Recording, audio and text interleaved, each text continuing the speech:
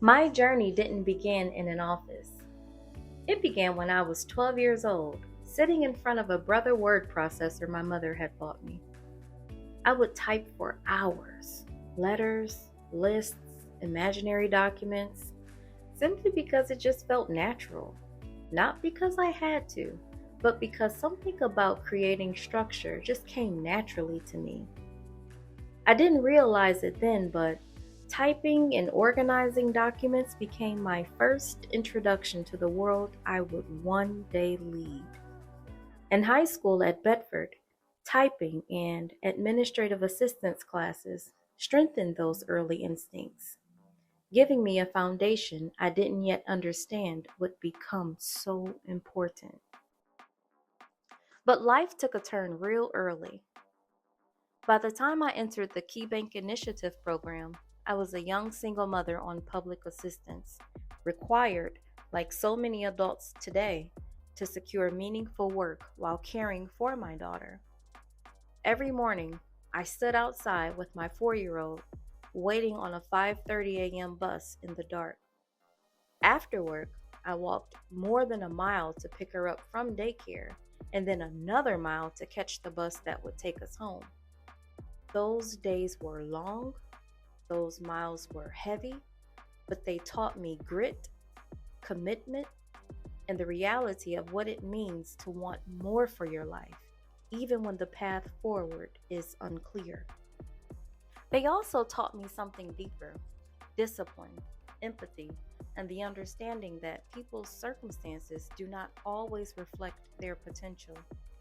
Those early struggles became the foundation underneath everything that came next. When I applied for a school secretary position in 2008, I was nervous but hopeful. During my interview with Principal Leon Rawlings, the very first question was asked, and I froze. My mind went completely blank. He told me, "Step outside and gather yourself." I was put out of my own interview. I came back in, blank again, dismissed again. I walked out believing the door had closed. But a day or two later, Mr. Rawlings called me personally and apologized. He asked me to return and meet with the assistant principals, and I did. And that day, I was hired. That one opportunity changed the trajectory of my life. Serving as a school secretary became my foundation.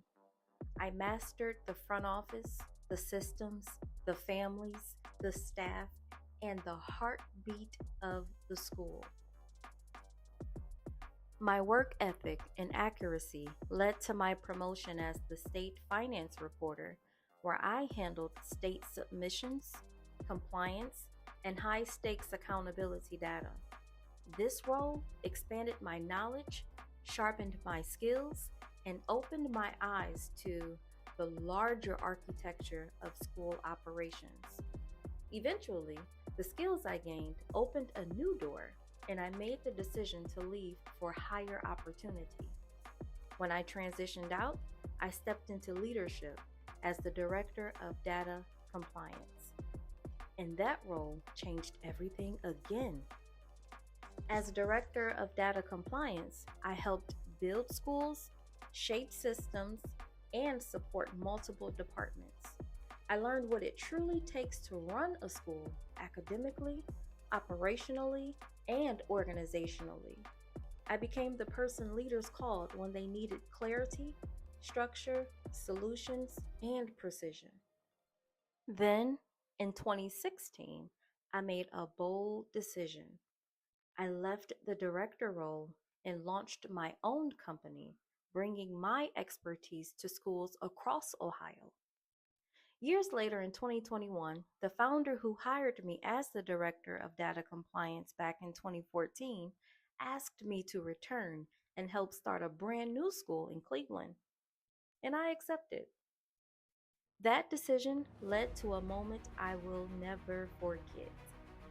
While helping open the new school, a technology company was hired to support the building. During a meeting, the tech team asked, "Who gets full access?" And the founders replied, Lachelle Lofton. Days later, when I walked into the building, the first face I saw standing there was Mr. Rollins. He looked at me and said, I had to see for myself. When they told me the person trusted with full access was you, I had to see it with my own eyes. The same man who once dismissed me from an interview was now witnessing the professional I had become. A true full circle moment, rooted in humility, growth, and undeniable resilience. In 2024, I became an author, documenting the systems, strategies, and mindset that shaped my work and the offices I supported. And all of it led here. People do not rise because they start with advantage. People rise because they are trained, supported, and believed in. This is why I built Office Manager University, for the adult on public assistance who wants a new beginning, for the single parent waking up before sunrise, for the person required to find meaningful work but unsure where to start, for the one dismissed too soon who deserves another chance, for the individual drawn to structure, order, and excellence long before they understood why. OMU exists because I've lived this journey, and now others don't have to walk it alone.